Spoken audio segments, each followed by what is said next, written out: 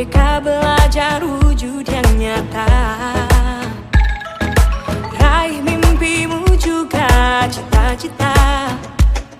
Generasi emas Indonesia. Profil pelajar Pancasila tanamkan di dalam dada. Profil pelajar Pancasila, cerdas berkarakter itu kita.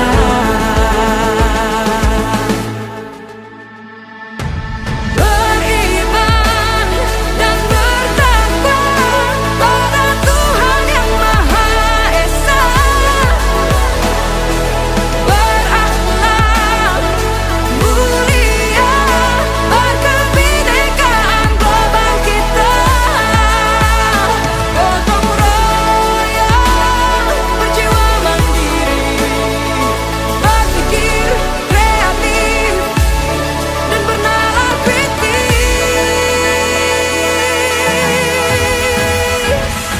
Perbedaan bukan suatu halangan. Assalamualaikum warahmatullahi wabarakatuh. Waalaikumsalam warahmatullahi wabarakatuh. Puji syukur kita panjatkan kehadirat Allah Subhanahu wa taala yang telah melimpahkan rahmat dan kasih sayangnya kepada kita semua. Sehingga pada hari ini kita diberi kesehatan, kita diberi kesempatan dan keringanan langkah untuk hadir di ruangan tercinta dalam diseminasi pemahaman dan pengalaman penerapan budaya positif di UPT SPF SMP Negeri 1 Sunggal yang dibawakan oleh Ibu Veronica Rismaida SPD dan Bapak Erik Sopiandi Sinaga SPD sebagai calon guru penggerak angkatan 9 Kabupaten Deli Serdang. Tak lupa pula salawat mengiring salam atas junjungan kita Nabi besar Muhammad Sallallahu Alaihi Wasallam, yang mana syafaat beliaulah yang kita nantikan di yaumil akhir. Yang terhormat Ibu Kepala SMP Negeri 1 Sunggal, yang terhormat Ibu Bapak Wakil Kepala SMP Negeri 1 Sunggal, yang saya hormati dan yang saya sayangi, rekan-rekan seperjuangan, guru hebat Nusantara, yang senantiasa selalu semangat untuk memajukan generasi-generasi penerus bangsa. Selamat siang, saya ucapkan kepada Bapak Ibu. Hari ini Bapak Ibu adalah hari di mana calon guru penggerak angkatan 9 dari SMP Negeri 1 Sunggal akan memberikan informasi, akan mensosialisasikan apa yang sudah mereka dapat selama kurang lebih 2 bulan dan sudah hampir menyelesaikan modul 1. Kita doakan proses untuk menyelesaikan pendidikan guru penggerak hingga akhir bisa berjalan dengan lancar. Ya Pak Erik, Bu Vero. Baik, untuk mempersingkat waktu, saya akan membacakan tertib acara yang akan kita lalui pada hari ini. Yang pertama, pembukaan oleh protokol oleh saya sendiri. Yang kedua, pembacaan doa yang dibawakan oleh Pak Ali Murdani SAG. Yang ketiga, kata sambutan oleh Ibu Kepala Sekolah yang dalam hal ini diwakili oleh Ibu Wakil Kepala Sekolah Bidang Kurikulum. Dan yang ketiga, yang keempat, penyampaian materi oleh Ibu Veronica Rismaida SPD. Dan yang kedua, disambung pemateri Bapak Erik Sopiandi Sinaga SPD. Dan acara selanjutnya adalah tanya jawab dan yang terakhir adalah penutup. Baik, untuk mempersingkat waktu pada hari ini, kita langsung saja masuki acara yang selanjutnya, yaitu kata sambutan yang disampaikan oleh Ibu Wakil Kepala Sekolah SMP Negeri 1 Sunggal Bidang Kurikulum, yaitu Ibu Masliana SPD. Kepada Ibu kami persilakan dengan Assalamualaikum warahmatullahi wabarakatuh. Waalaikumsalam warahmatullahi wabarakatuh. Selamat siang, salam sejahtera bagi kita semua. Syukur alhamdulillah kita ucapkan kepada Allah Tuhan Yang Maha Esa yang telah memberikan kesehatan, kesempatan bagi kita sehingga kita bisa berkumpul di ruangan ini. Seterusnya, selawat dan salam mari kita sampaikan kepada junjungan kita Nabi besar Muhammad SAW, di mana sapanya kita harapkan di kemudian hari. Yang saya hormati Bapak Ibu guru penggerak yang sudah mengikuti lebih kurang 2 bulan angkatan ke-9, yaitu Ibu Veronica Rismaida SPD dan Bapak Erin Sofiati Sinaga SPD, di mana hari ini mereka akan mendiseminasikan pemahaman dan pengalaman penerapan budaya positif di UPT SMP Negeri 1 Sunggal. Mudah-mudahan apa yang sudah diterima oleh Bapak Ibu selama ini bisa diterapkan di SMP Negeri 1 Sunggal, sehingga kedepannya SMP Negeri 1 Sunggal ini semakin maju. Kita lihat semakin bisa melaksanakan budaya positif ini, apalagi sekarang kita lihat kurikulum merdeka yang kita terapkan di sekolah ini, termasuk kita untuk melaksanakan berbudaya positif, termasuk juga dengan anak-anak kita yang melaksanakan P5 di sekolah kita.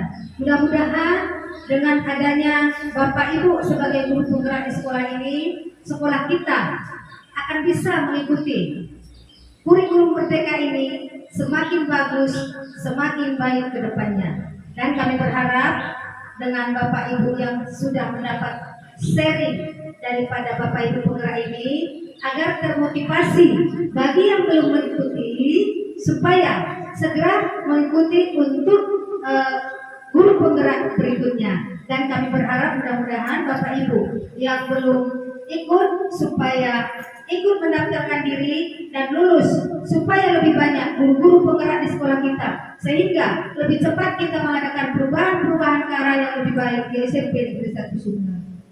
Mungkin itu saja yang bisa saya sampaikan. Mudah-mudahan apa yang dilaksanakan hari ini bermanfaat untuk kita di SMP Negeri 1 Sunggal ini. Tuhan memberkati. Billahi taufiq wal hidayah. Assalamualaikum warahmatullahi wabarakatuh. Waalaikumsalam warahmatullahi wabarakatuh. Saya ucapkan kepada Ibu Mas Didana yang telah memberikan motivasi, dukungan hingga sampai saat ini dari angkatan kami sebelumnya di angkatan 7 berlanjut ke angkatan 9, dan saya berharap di angkatan-angkatan berikutnya motivasi dan dukungan itu selalu ada buat kami. Baik, kita masuki acara selanjutnya, yaitu pembacaan doa yang dibawakan oleh Bapak Ali Murdani SAG. Kepada Bapak kami persilahkan. Bismillahirrahmanirrahim. Assalamualaikum warahmatullahi wabarakatuh. Waalaikumsalam warahmatullahi wabarakatuh.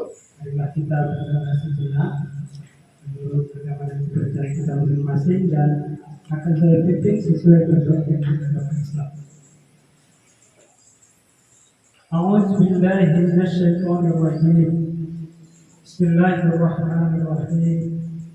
Alhamdulillahi rabbil alamin. Wahdahu wassalatu wassalamu ala asrafil anbiya'i wal mursalin wa ala alihi wa ashabihi ajma'in.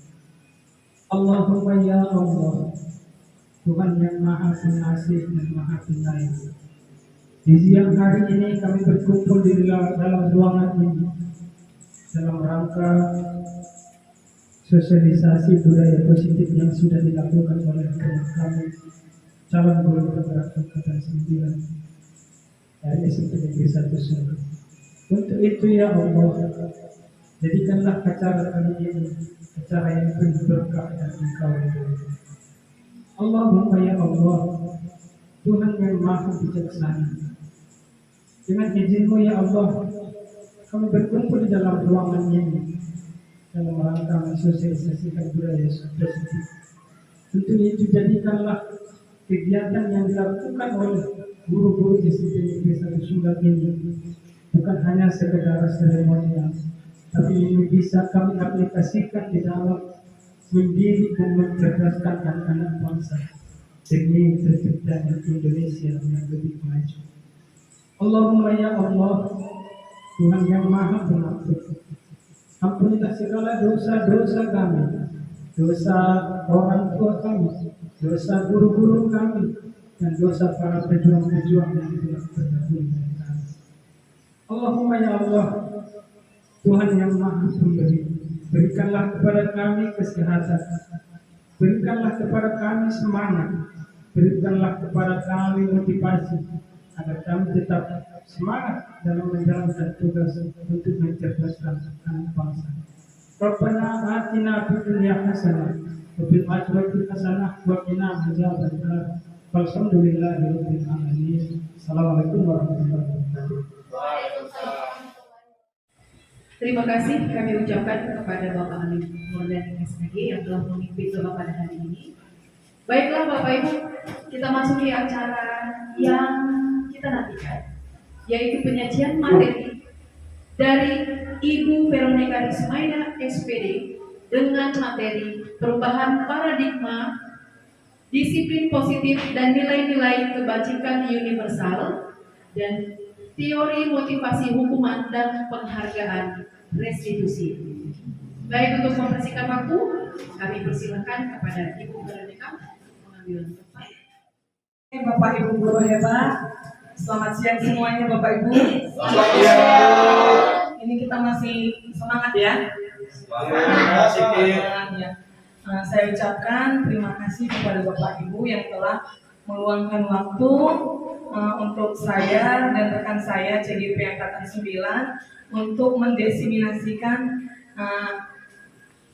budaya positif hasil dari pendidikan kami selama 2 bulan. Nah Bapak Ibu, sebelum kita masuk ke materi, kita speaking dulu ya, biar lebih semangat ya Bapak Ibu.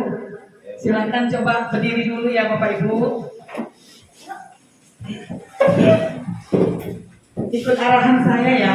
Jika saya bilang tepuk pagi, tepuknya sekali. Coba Bapak Ibu. Sekali. Kalau saya bilang tepuk siang, 2 kali. Kalau saya bilang tepuk sore, 3 kali.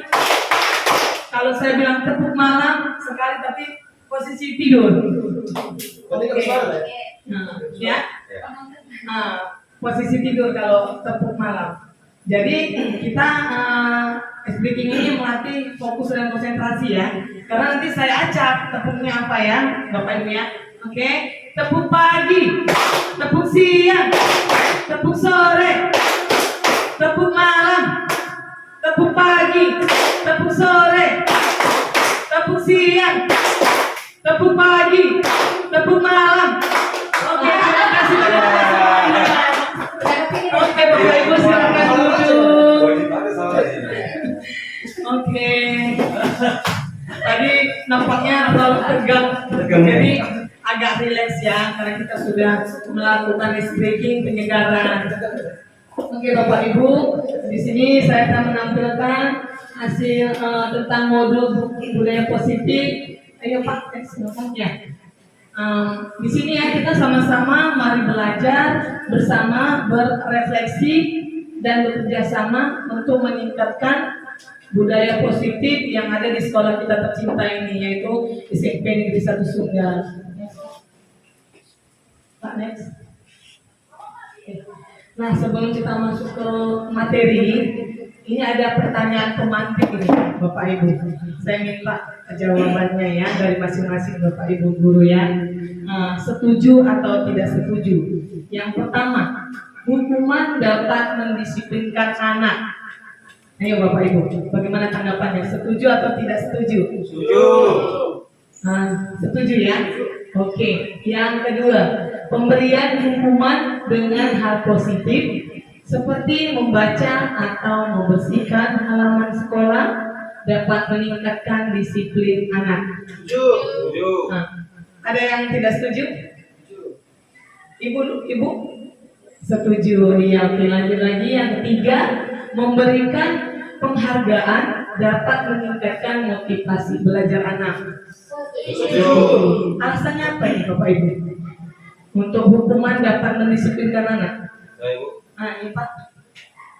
Baik, yang pertanyaan pertama, hukuman dapat mendisiplinkan anak. Jikalau kita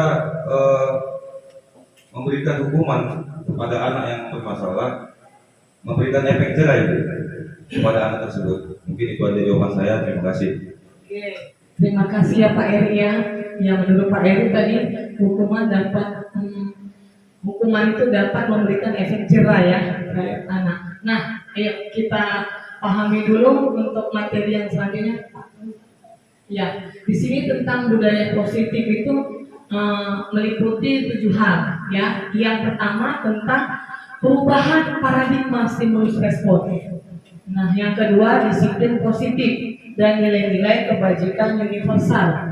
Dan yang ketiga teori motivasi, hukuman, dan penghargaan dan restitusi. Nah, nanti berdasarkan inilah kita akan mengembangkan budaya positif yang selama ini yang belum kita kembangkan di sekolah ini ya Bapak Ibu. Baru selanjutnya lagi ada keyakinan kelas serta kebutuhan dasar manusia dan dunia berkualitas, dan yang kelima adalah restitusi atau posisi kontrol. Di situ ada segitiga restitusi.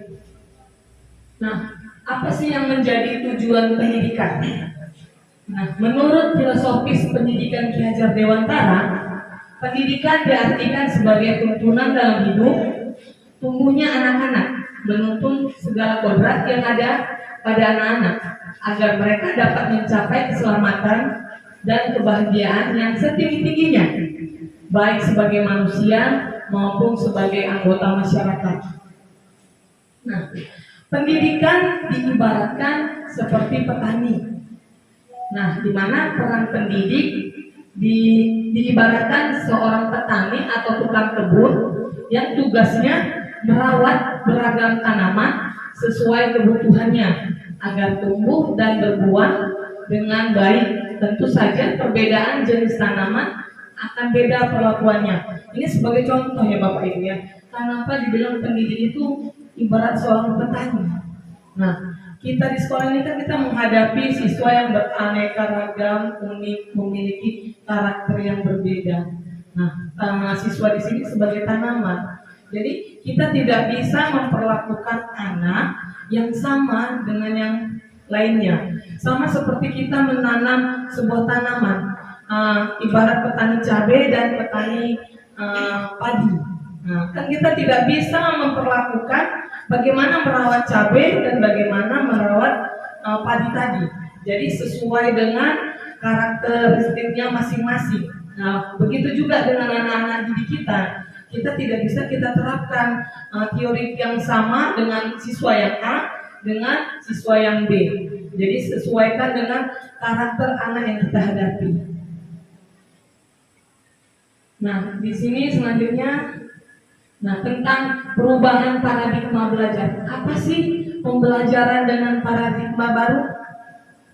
Memastikan praktik pembelajaran yang berpusat pada murid, yang mana setiap murid belajar sesuai dengan kebutuhan dan tahap perkembangannya, berorientasi pada penguatan kompetensi dan pengembangan karakter yang sesuai dengan nilai-nilai Pancasila. Nah, di sini perubahan paradigma stimulus respon, teori kontrol dan teori pilihan. Di sini kita bedakan ya Bapak Ibu mengenai paradigma stimulus respon dan paradigma teori kontrol. Nah, pada stimulus respon itu biasanya kita mencoba mengubah orang agar berpandangan sama dengan kita. Itu biasanya yang kita terapkan ya. Nah, seharusnya pada teori kontrol yang mesti kita lakukan adalah kita berusaha memahami pandangan orang lain tentang dunia. Jadi kita tidak mengharapkan orang harus sama seperti yang kita pandangkan. Nah, yang kedua, perilaku buruk dilihat menurut stimulus respon, perilaku buruk dilihat sebagai suatu kesalahan. Nah, pada teori kontrol, semua perilaku memiliki tujuan. Nah, selanjutnya orang lain bisa mengontrol saya. Nah, untuk teori kontrol, hanya saya atau Anda yang bisa mengontrol diri Anda. Jadi diri kita sebenarnya yang bisa mengontrol adalah diri kita sendiri, bukan orang lain. Itu yang mau kita ubah. Nah, kemudian saya bisa mengontrol orang lain. Nah, semestinya kita tidak bisa mengontrol orang lain. Yang bisa mengontrol orang lain adalah orang tersebut. Nah, kemudian pemaksaan ada pada saat rujukan gagal. Nah, ini ada sedikit pemaksaan ya, kita mengajak murid untuk melakukan sesuatu kita paksa. Nah, semestinya adanya kolaborasi dan konsensus menciptakan pilihan-pilihan baru. Artinya kita membuat suatu pilihan apa terhadap anak itu untuk bisa melakukan. Contohnya tugas ya kan, tugas itu wajib harus kita memaksakan anak mengerjakan tugas. Nah, semestinya kalau anak tidak mengerjakan tugas, nah kita buat pilihan. Kenapa tugas tidak selesai? Nah, kita tanyakan seperti itu. Dan bagaimana caranya? Nah, kita lempar kembali ke anak itu untuk bisa menyelesaikan tugas tanggung jawab yang telah diberikan kepadanya. Kemudian model berpikir menang kalah. Ya, ini sering nih menang kalah. Guru selalu di posisi yang menang, murid selalu di posisi yang kalah. Nah, semestinya dalam teori kontrol itu model cara berpikirnya menang-menang. Nah, murid pun menang, guru juga menang. Jadi terjadi kolaborasi yang baik antara guru dengan murid. Kemudian yang untuk pembelajaran yang kedua itu tentang disiplin positif dan nilai-nilai kebajikan. Nah, Bapak Ibu, sebelum kita masuk dulu ke materi, saya mau tanya dulu. Saya minta angkat tangan ya. Apa sih yang dikatakan dengan disiplin? Siapa yang mau membicarakan disiplin itu apa?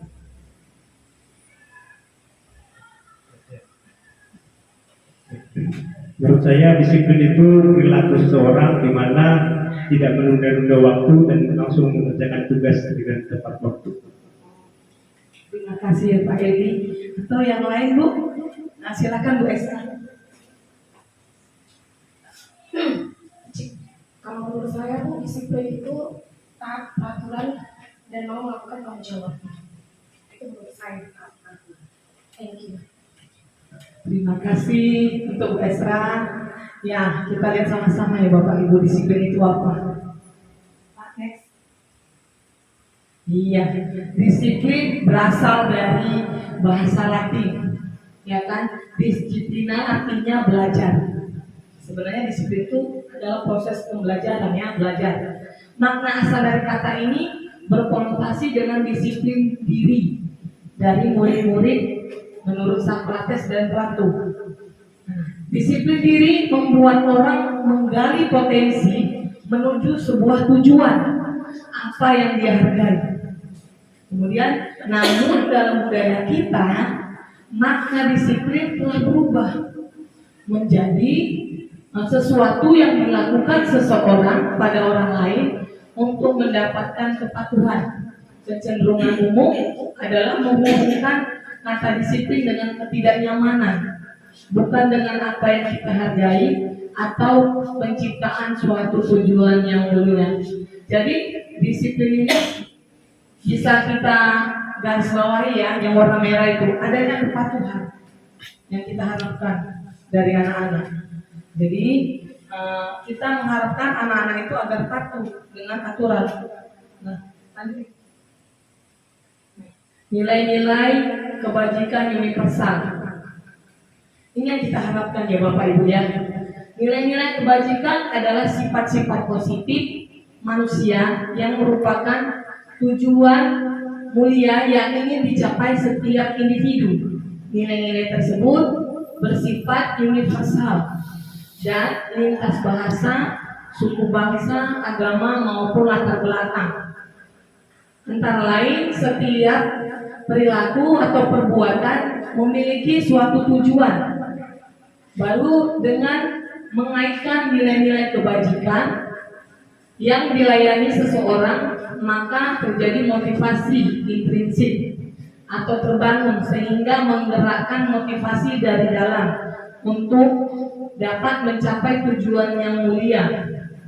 Nah, nilai-nilai kebajikan yang ingin dicapai oleh setiap anak Indonesia kita kenal dengan profil pelajar Pancasila, yaitu ada 6 dimensi ya Bapak Ibu.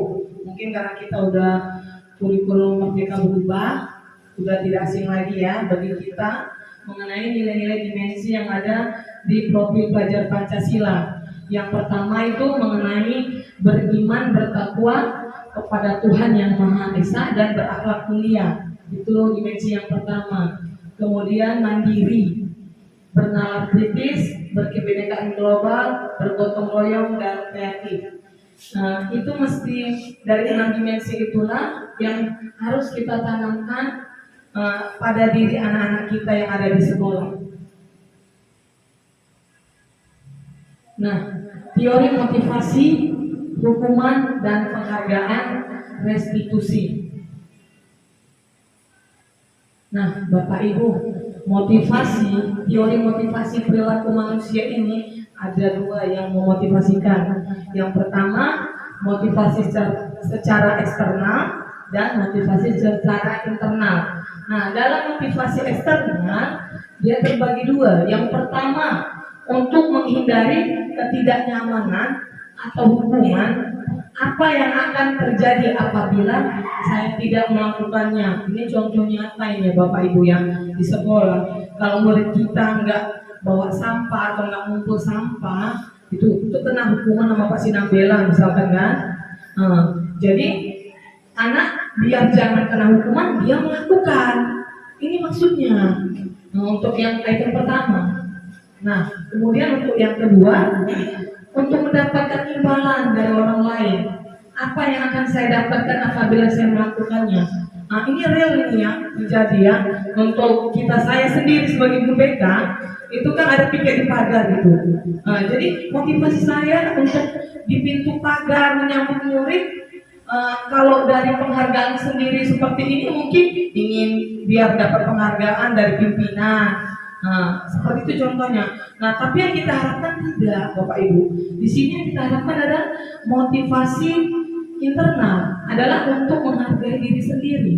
Sebenarnya saya pikir di pagar itu menyambut murid atau kita masuk kelas itu merupakan untuk menghargai diri kita sendiri. Kita tidak karena takut dihukum, karena tidak masuk kelas atau gila mau dapat penghargaan, tidak. Tetapi jadikanlah motivasi internal ini sebagai bagaimana kita menghargai diri kita terhadap tanggung jawab yang telah diberikan kepada kita.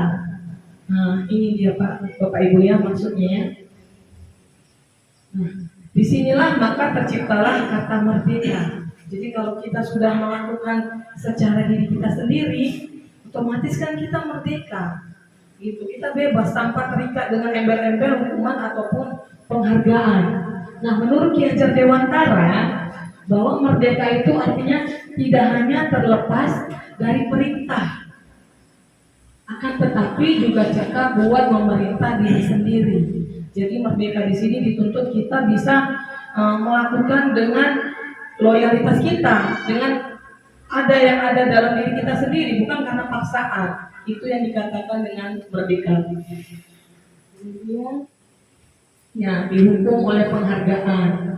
Ini dia, dihukum oleh penghargaan, bahwa penghargaan berlaku sama dengan hukuman.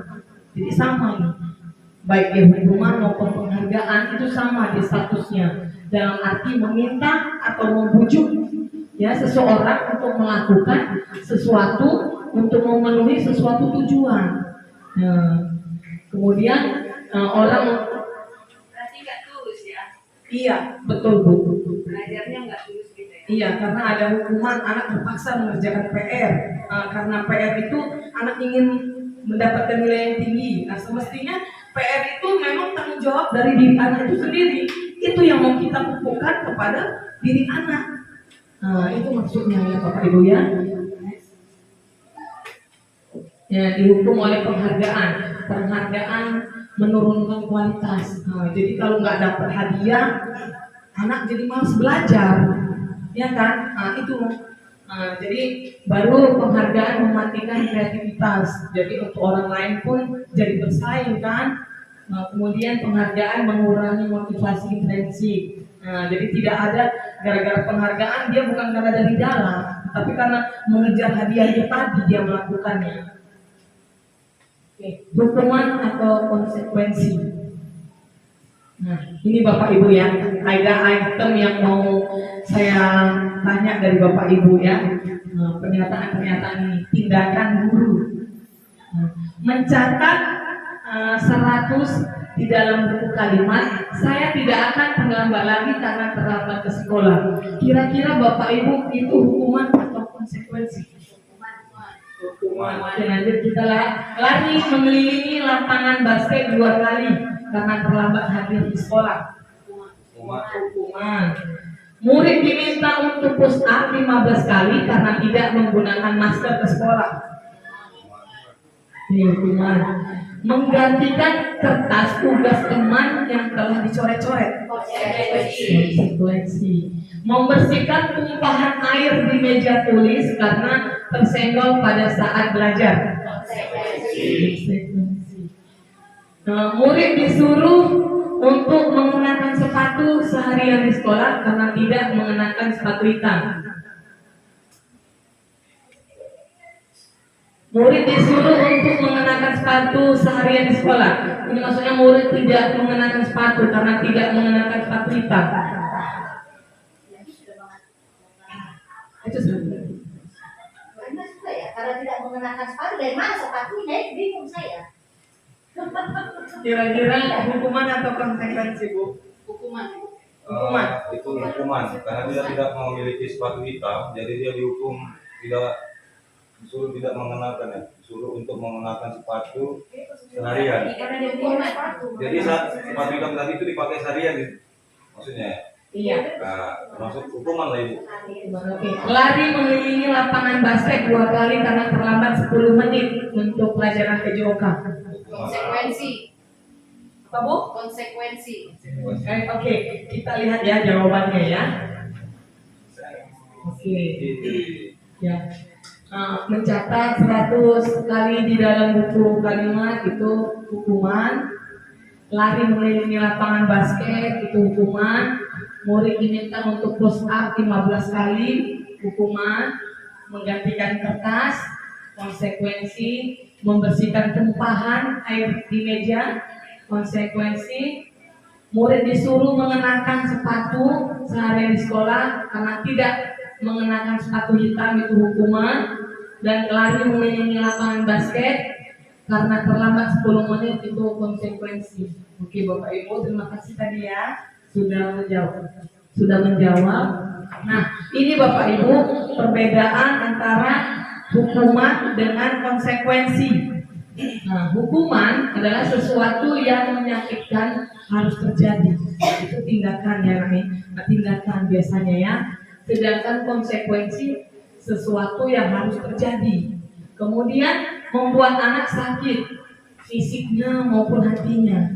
Ya, kalau kita suruh anak tadi membersihkan kamar mandi karena terlambat, udah dia capek, sakit hati, itu maksudnya Bapak Ibu.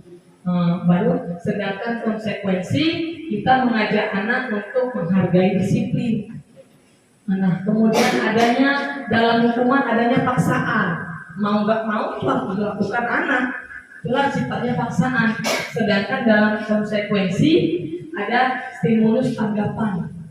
Nah, kita meminta tanggapan anak terhadap tindakan apa yang telah dilakukannya menurut dia salah atau benar. Nah, kita minta tanggapan dia. Kemudian mendorong anak menyakiti diri sendiri. Nah, kalau dalam konsekuensi mendorong anak agar mudah menyesuaikan diri. Nah, kemudian dalam hukuman konsep diri yang buruk, jadi tercipta dalam konsep pemikiran dia menjadi buruk. Nah, yang diminta dari kita adalah konsekuensi konsep diri yang baik, maka terbentuklah konsep diri yang baik. Kemudian dalam hukuman anak belajar untuk menyembunyikan kesalahan. Jadi gara-gara ada hukuman anak banyak melarikan diri, cepat-cepat sembunyi kalau dia udah terlambat gitu. Semestinya kita mengajak anak untuk belajar, untuk mematuhi peraturan. Boleh kembali. Saya mau bertanya bagian disiplin. Fakta yang Saya mau bertanya bagian disiplin. Fakta yang terjadi untuk sekarang sudah tidak asing lagi kalau saya pribadi mendengar keluarga broken home. Jadi di sekolah kita mungkin banyak juga keluarga broken home. Sedangkan setiap orang itu memerlukan namanya perhatian, kasih sayang, apalagi anak. Anak kita apalagi sekarang dalam masa remaja itu sangat perlu namanya bimbingan. Dan anak itu jadi berawal dari rumah. Sedangkan di rumah itu pun sudah pecah. Bagaimana pendapat ibu untuk menangani anak-anak yang belum kedua? Terima kasih. Terima kasih Pak Robert ya atas pertanyaannya. Saya sangat mengapresiasi. Tapi Bapak, nanti kita ada sesi tanya jawab. Nanti kita akan jawab pertanyaan Bapak pada sesi tanya jawab itu ya. Kita lanjutkan dulu materi kita ya kan. Nah pada hukuman, timbullah rasa secara psikologis anak tadi menjadi marah, rasa bersalah, baru dia merasa dipermalukan dengan tindakan kita, kemudian merasa tak dihargai. Itu kalau hukuman. Nah kalau dia konsekuensi, anak akan kehilangan hak, dibuat tidak nyaman, diasingkan untuk sementara. Itulah perbedaannya Bapak Ibu antara hukuman dan konsekuensi.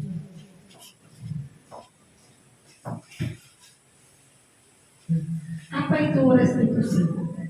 Nah, restitusi ya adalah proses menciptakan kondisi bagi murid untuk memperbaiki kesalahan mereka. Jadi sehingga mereka bisa kembali pada kelompok mereka dengan karakter yang lebih kuat. Restitusi juga merupakan proses kolaborasi yang mengajarkan murid untuk mencari solusi untuk masalah mereka dan membangun murid berpikir tentang orang seperti apa yang mereka inginkan untuk menjadi tujuan mulia dan bagaimana mereka harus memperlakukan orang lain. Jadi kata restitusi ini adalah kita membangun karakter anak agar mencari solusi tentang masalah yang dihadapinya. Jadi bukan melalui hukuman, bukan melalui penghargaan, tetapi mengajak anak untuk bisa dia menemukan solusi apa yang akan dilakukan terhadap masalah yang sedang dialaminya.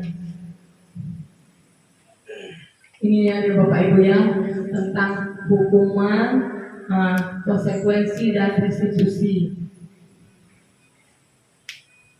Nah, ada 9 ciri-ciri restitusi Bapak Ibu. 1. Bukan untuk menebus kesalahan, namun untuk belajar dari kesalahan. Jadi kalau anak yang terlambat itu mestinya bukan kita hukum, tetapi bagaimana kita belajar dari tindakan yang dilakukannya agar tidak mengulanginya lagi. Nah, itu dia. Yang kedua, memperbaiki hubungan. Dengan restitusi kita dapat memperbaiki hubungan tadi, hubungan yang baik dengan adanya kolaborasi antara kita dengan murid kita, terciptanya hubungan yang baik. Kemudian yang ketiga, tawaran, bukan paksaan. Jadi kita mengajak anak untuk menawarkan apa solusi yang dihadapinya. Contohnya kalau ada PR yang tidak tuntas, kita lemparkan ke dia. Kira-kira bagaimana caranya nak? Agar bisa PR-mu terselesaikan dengan tepat waktu. Itu kita tawarkan, bukan karena kita suatu buat jas atau hukuman nanti. Nah, jadi dia melakukannya dengan tidak terpaksa. Kemudian 4, restitusi menuntun untuk melihat ke dalam diri. Jadi dia kembali ke diri anak ya. Dia melihat kita ajak anak melihat kemampuan yang dimilikinya. Jadi kalau ada anak yang tidak pintar matematika, ya kan, macam ada Pak ini ya, mungkin kalau anak kurang pintar matematika, jangan kita hakimi dia langsung kita ponis, aku bodoh sekali. Tapi kita lihat dari pandangan yang lain, mungkin dia dalam bidang seni jago ya Bu Esra ya, dia pintar menyanyi, dia bisa memainkan alat musik, atau dia melukis atau mewarnai, dia jago. Jadi itu harapan kita. Kita menuntut anak untuk melihat ke dalam diri kemampuan apa yang dimilikinya. Itu. Kemudian restitusi mencari kebutuhan dasar yang mendasari tindakan. Jadi udah mencari kebutuhan itu kita bisa tahu berdasarkan kebutuhan itulah anak tadi bergerak. Gitu. Jadi bukan karena paksaan. Kemudian yang keenam, restitusi diri adalah cara yang paling tepat. Dan yang ketujuh, restitusi fokus pada karakter, bukan tindakan. Kemudian restitusi fokus pada solusi. Ini kenapa digarisbawahi? Karena dalam restitusi itu kita mencari solusi yang terbaik untuk setiap permasalahan yang kita masuk kelas ini. Jadi kita cari solusi, bukan cari kesalahan. Ini Bapak Ibu ya. Kemudian yang kesembilan, restitusi mengembalikan murid yang berbuat salah pada kelompoknya. Inilah Bapak Ibu 9 ciri-ciri restitusi yang harus bisa kita terapkan dalam pembelajaran kita di kelas. Di sini nanti akan saya tampilkan video mengenai siswa yang lagi mengalami masalah. Ya, selamat menyaksikan Bapak Ibu.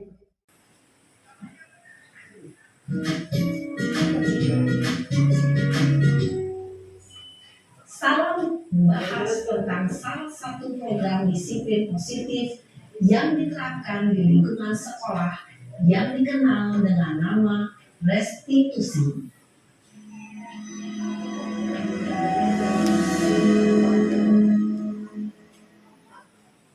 Restitusi dikembangkan oleh pakar pendidikan Diane Gosson berlandaskan pada teori kontrol Dr. William Blaser. Segitiga restitusi adalah proses dialog yang dijalankan oleh guru atau orang tua agar dapat menghasilkan murid yang mandiri dan bertanggung jawab. Pada saat guru posisi manajer, aspek yang dikembangkan pada murid adalah motivasi intrinsik, sehingga penanaman nilai-nilai kebajikan dapat tumbuh dan berkembang menjadi suatu kebiasaan positif yang akhirnya membentuk karakter. Dialog ini terdiri dari 3 langkah yang digambarkan pada ketiga sisi pada segitiga restitusi. Sisi pertama adalah menstabilkan identitas. Sisi yang kedua adalah validasi tindakan yang salah. Dan sisi yang ketiga adalah menanyakan keyakinan. Ibu dan Bapak Guru, berikut ini akan ditunjukkan bagaimana seorang guru berada dalam posisi manajer menggunakan penerapan segitiga restitusi.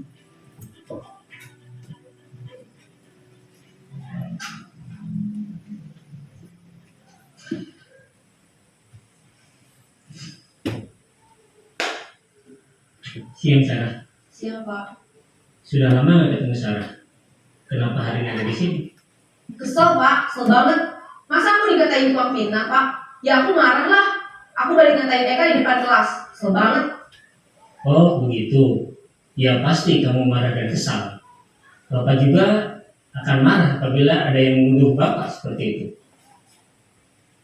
Kemudian pada saat itu kamu mau melakukan apa? Ya saya langsung ngatain Eka lah Pak. Kesel banget. Saya bentak-bentak dia di depan teman-teman lain. Oh begitu, pasti kamu melakukan seperti itu karena suatu alasan tertentu kan? Iyalah, masa saya diam saja Pak? Ya saya bela diri lah. Masa saya dituduh tukang fitnah? Ya wajar lah, mempertahankan harga diri itu sesuatu yang penting buat kamu. Untung kamu tidak bertindak lebih gegabah lagi, hanya membentak-bentak. Iya Pak. Untung saya masih bersabar dan hanya membentak saja. Sudah gemes padahal, saya pasti bela diri lah. Ya pasti ya, tapi kamu memilih untuk tetap bertahan dan bersabar. Kamu memilih untuk tidak berbuat lebih parah lagi kan? Iya. Nah, sekarang coba kita lihat lagi tindakan kamu yang bentak-bentak Eka di kelas. Tindakan kamu itu kira-kira sesuai dengan keyakinan kelas atau prinsip kamu tidak? Enggak lah Pak. Capek Pak jadi pemarah. Jadi keyakinan atau prinsip mana yang kurang sesuai dengan keinginan kamu? Ya, saya sebenarnya sangat menghargai orang lain. Mungkin saat itu saya menjadi emosi, jadi tidak menunjukkan sikap itu. Kamu meyakini tidak? Menghargai orang lain itu penting buat kamu. Yakinlah Pak. Iya, setuju. Kita harus saling menghargai. Namun, ada juga keyakinan yang kita sepakati yang perlu kita jalankan apabila kita sedang marah, bukan? Ya, saya bisa lebih proaktif, mulai dengan diri sendiri. Saya bisa jadi lebih bersabar, mengambil waktu jeda untuk berpikir mau apa selanjutnya. Kira-kira kamu bersedia memperbaiki masalah ini tidak? Bersedia Pak. Kalau kamu memperbaiki masalah ini, kamu akan menjadi orang seperti apa? Saya akan menjadi orang yang bertanggung jawab kali ya Pak. Dan senantiasa proaktif. Iya, menurut kamu bagaimana rasanya menjadi orang seperti itu? Ya nyaman lah, bangga bisa bersabar dan menahan diri. Baiklah kalau begitu. Yuk kita pikirkan bagaimana memperbaiki masalah ini.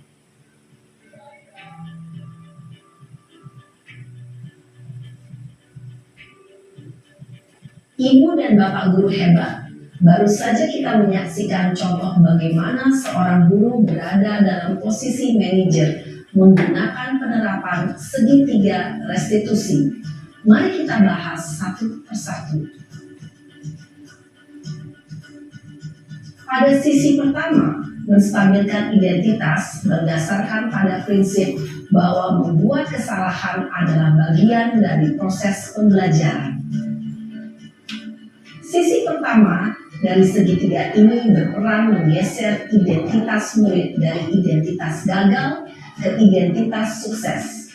Murid yang sedang bertingkah laku yang tidak pantas atau menarik diri saat itu sedang mengalami identitas gagal. Bila kita mengkritiknya, maka posisinya tidak akan berubah. Kita bisa mengajukan pernyataan-pernyataan ini. 1. Membuat kesalahan sesuatu yang wajar. 2.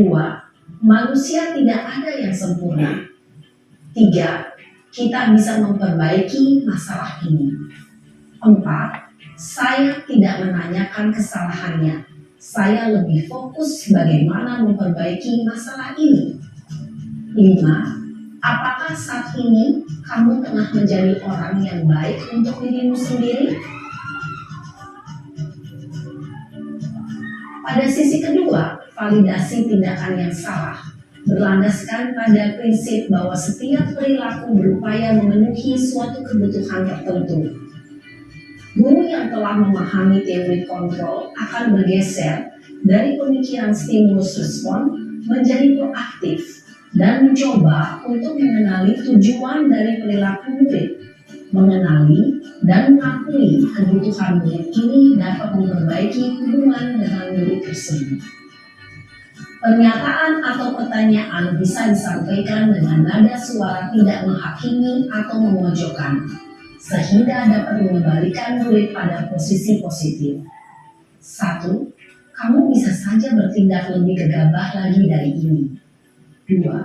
Kamu bukan melakukannya tanpa suatu alasan tertentu. 3. Kamu melakukannya karena mempertahankan sesuatu yang penting bagimu. 4. Mungkin kamu bisa mempelajari suatu perilaku baru yang lebih efektif. Bersediakah kamu mempelajarinya? Selanjutnya, kita akan simak sisi terakhir, yaitu menanyakan keyakinan. Teori kontrol menyatakan bahwa pada dasarnya kita termotivasi secara intrinsik. Pada saat perilaku yang salah telah divalidasi dan identitas sukses telah stabil, maka murid telah siap mengaitkan keyakinan-keyakinannya dengan tindakannya yang salah, dan pemikirannya telah bergeser ingin menjadi orang yang dituju. Pertanyaan-pertanyaan ini dapat mengaitkan keyakinan-keyakinan yang dianut murid. 1. Sebagai keluarga atau kelas, apa yang kita yakini? 2. Nilai-nilai apa yang telah kita sepakati? 3. Seperti apa gambaran sebuah kelas yang ideal bagi kamu? 4. Kamu ingin menjadi orang seperti apa?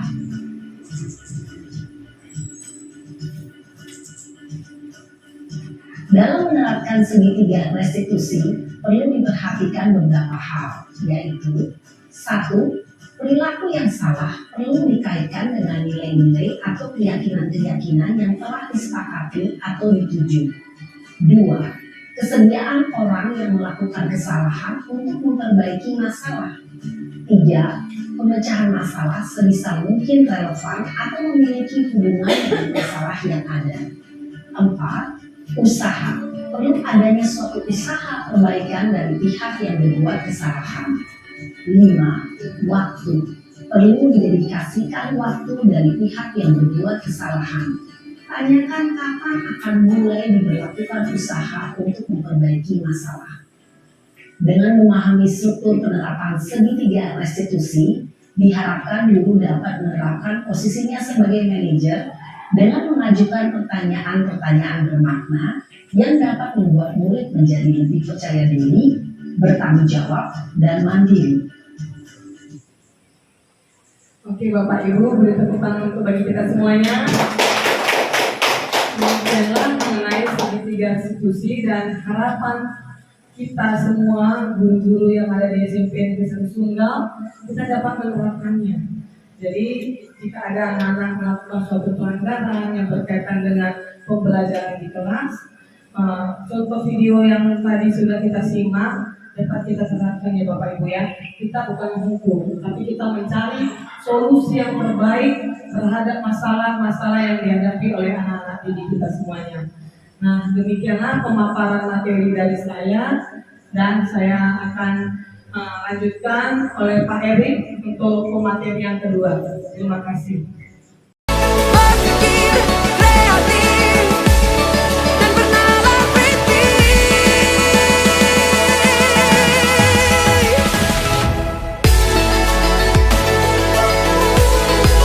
Profil pelajar. Anak Ibu. Oke, luar biasa, semangat ya. Ini kalian kan udah saling mengenal ya. Kalian dari SD, sekarang udah masuk SMP. Tapi sudah saling mengenal nih satu sama yang lain. Nah, pada pertemuan kita kali ini, Ibu akan membahas tentang keyakinan kelas. Apa itu keyakinan kelas? Keyakinan kelas merupakan apa impian kalian, harapan kalian tentang kondisi kelas yang kalian inginkan selama kalian duduk di bangku kelas 7 ya. Jadi bisa kalian bayangkan kelas yang bagaimana yang kalian inginkan ya, selama kalian ada di dalam kelas ini, ya kan? Nah, nanti bisa kalian tuangkan dalam stick note yang akan Ibu bagikan. Nanti bisa kalian tuliskan masing-masing, kemudian kita tempelkan. Harapan itu nanti bisa kita kumpulkan menjadi sebuah keyakinan, dan itu akan bisa kalian laksanakan dalam kehidupan kalian dalam pembelajaran di kelas ini. Mungkin ya. Nah, apa itu tujuan dari keyakinan kelas ya? Bagaimana harapan kalian untuk kalian impian kalian terhadap kelas yang kalian masuki ini ya? Nah, ini akan Ibu bagikan. Ada berapa kelompok ini? Nih, coba pakai tuliskan. Ambil satu orang satu ya nak. Satu orang satu. Nih, ambil nak. Ya, satu orang satu kertasnya. Sisanya balikkan sama Ibu ya. Nah, masing-masing sudah ada ya nak ya kertasnya ya. Oke, coba anak-anak Ibu tuliskan di ini lembar stikernya ya. Apa harapan kalian terhadap kelas kalian ini? Apa yang kalian inginkan? Ya, hal positif apa yang kalian inginkan terhadap kelas yang kalian masuki ini ya. Nah, tuliskan dari sekarang. Ayo, masing-masing sendiri apa harapannya, impiannya.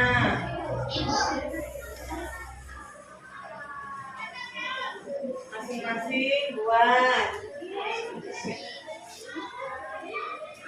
Bisa dituliskan hal positif apa yang kalian inginkan dari kelas ini ya, anak-anak ibu. Ya, bisa ditunjukkan, disettingkan ke anak yang lagi nulis. Mana yang kamera? Settingkan anak yang lagi nulis. Nggak usah buat nama, nak. Langsung aja. Apa keyakinan apa yang ingin kalian yakinkan di kelas ini agar tercipta budaya positif? Iya. Misalkan Cantik kan?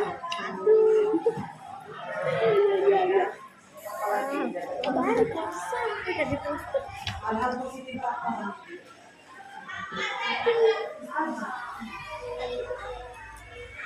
Apa yang diinginkan di kelas ini? Tidak di sini dari dulu. Apa yang kalian sudah sampaikan?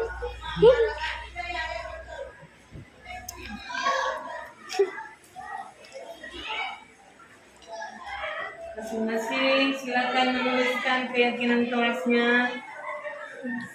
Tengok dulu. Tengok dulu. Silakan menempelkan harapan atau impian terhadap kelas yang ingin di sini, nak. Ya. Ya, tempelkan. Harapannya apa terhadap kelas kita? Iya, silakan lanjutkan lagi, nak. Ayo, giliran. Apa harapannya yang diinginkan? Di bawahnya, nak. Ayo lanjut. Ayo lanjut. Iya. Lanjut. Yuk, siapa lagi? Cepat nak, sekali saja sayang. Harapan apa, impian apa terhadap kelas kita ini? Ya silakan.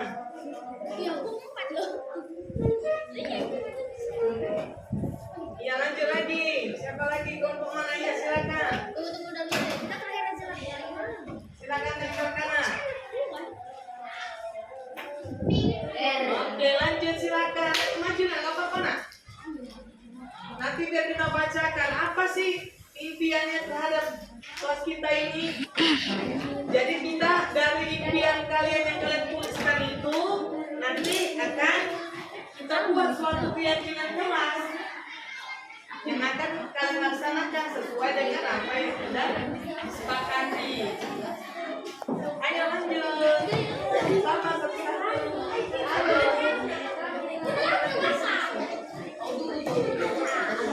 Sebelah guys.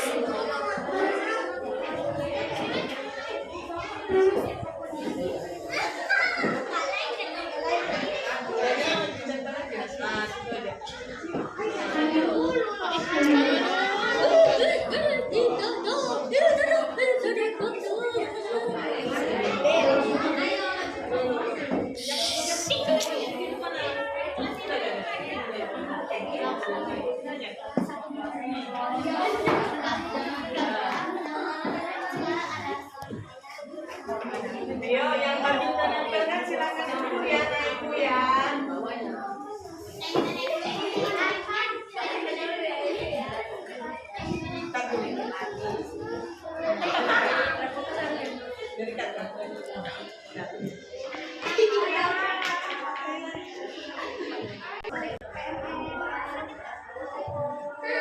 Nah, di bawahnya aja, nggak usah semuanya.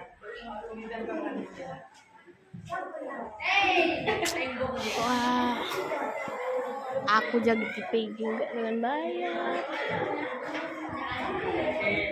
Ibu, semua sudah menuliskan harapan apa terhadap kelas kita ini ya. Itu banyak kali harapan atau impian dari yang kalian inginkan untuk kelas kita ini. Nah, harapan ini ya akan kita simpulkan menjadi sebuah keyakinan kelas nanti ya kan. Keyakinan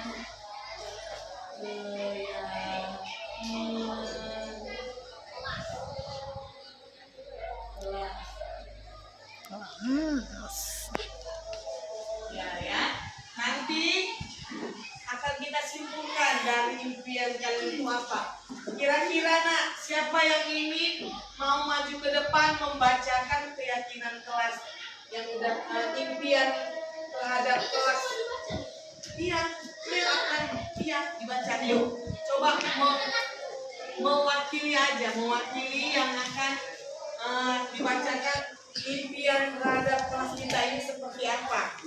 Biar kita simpulkan menjadi sebuah keyakinan kelas dan itu akan kita laksanakan. Ayo, siapa yang mau maju ke depan membacakan impian terhadap kelas kita ini? Nah, ayo lanjut aja.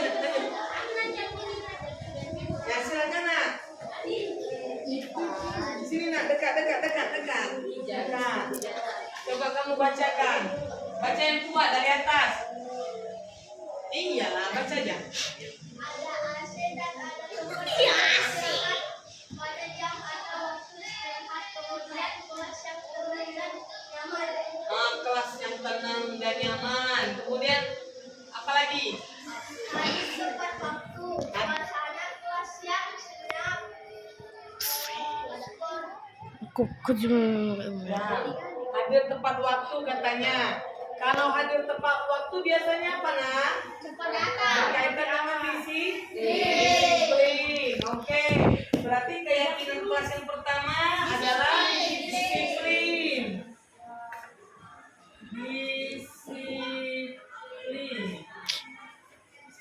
Ya, disiplin. Kemudian apalagi Dana, silakan duduk, tepuk tangannya. Kemudian siapa lagi yang ingin membacakan harapan atau impian yang sudah kalian tuliskan sehingga bisa membuat suatu jadi keyakinan? Ayo, siapa lagi?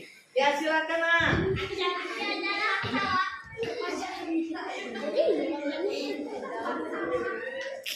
Ini. Yang kuat suaranya. Dapatkan kelas yang bersih, saling bertoleransi, saling menghormati, saling menghargai. Oke, berarti katanya mendapatkan kelas yang bersih. Apa nak? Kita simpulkan kelas yang bersih berarti menjaga kebersihan. Kelas menjaga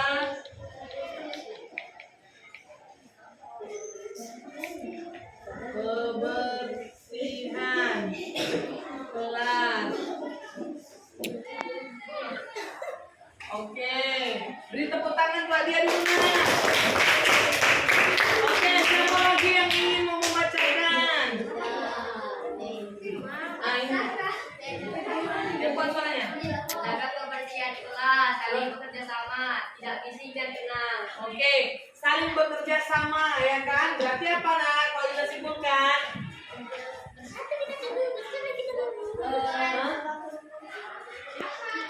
Apa kira-kira saling bekerja sama? Ya kan? Ya. Saling bekerja sama.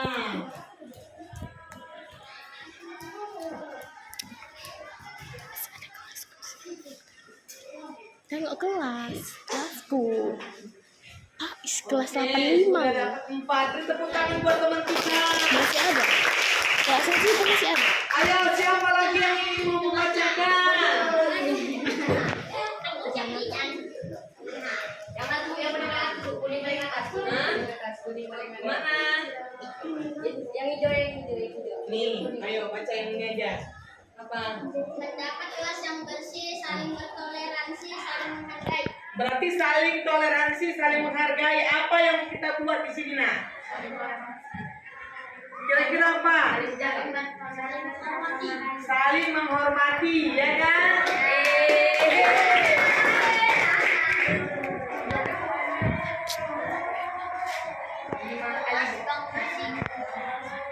Double.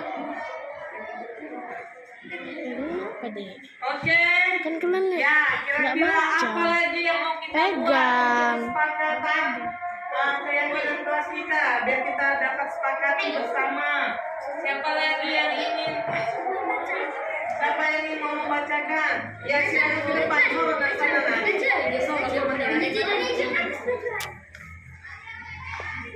Nah. Bodoh apa, Bu?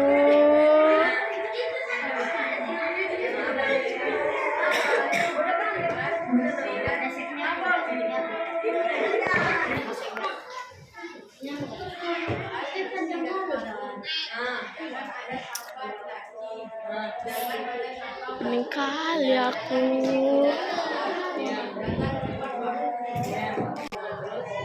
Lagi yang lain. Ayo, lanjut lagi. Mana mau dibacain? Itu Bu.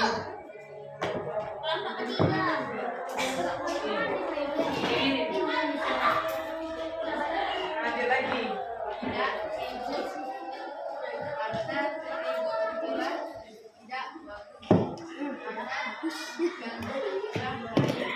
Intinya yang dibaca oleh teman kamu adalah tidak ribut. Kira-kira bisa kita masukkan ini ke dalam?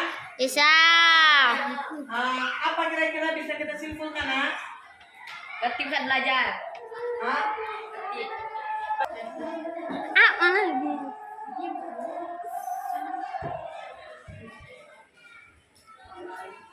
Oke, ini nak, tunggu bentar. Anak ibu kakak, sini dulu bentar, kamu tungguin sebentar ayo. Nah ini sudah ada kamu buat ya. Kesana buat. Aduh cancel dulu karena dia nggak tahu loh nak. Cancel. Tadi kan tutup dulu bentarnya. Tadi sudah kalian tulis impian kalian terhadap kelas kalian ya kan. Nah ini sudah dapat kita simpulkan apa impian kalian terhadap kelas kalian menjadi sebuah keyakinan, ya kan? Nah, anak-anak ibu, di sini sudah kita buat ya keyakinan kelas kita. Ada 5 dari impian yang sudah kalian paparkan menjadi sebuah keyakinan. Nah, ini adalah hasil dari kesepakatan anak ibu yang telah tuliskan tadi ya kan. Inilah dia keyakinan kelas kita. Ada 5. Yang pertama apa nak? Disiplin. Oke, disiplin. Kemudian yang kedua? Jaga kebersihan kelas. Kemudian yang ketiga? Oke, kemudian yang keempat? Kemudian yang kelima? Selama kalian berada di kelas ini, tetaplah melakukan keyakinan kelas ya, yang segala kelakuan ataupun perilaku kalian harus berpaduan pada keyakinan yang telah kita buat ini ya. Nah sampai di sini ini merupakan budaya positif yang harus kalian kembangkan, kalian lakukan ya nak ya. Dan mudah-mudahan anak-anak ibu dengan adanya keyakinan kelas ya kan, kalian bisa melakukannya sesuai dengan apa yang kalian harapkan. Oke. Dan Hai, nama saya Jidan. Saya dari kelas 75. Saya suka sekali membuat keyakinan kelas karena dengan membuat keyakinan kelas kami dapat menjaga ketertiban di kelas kami. Dan juga saya sedang melaksanakan keyakinan kelas dengan teman-teman saya. Sekian dari saya. Terima kasih.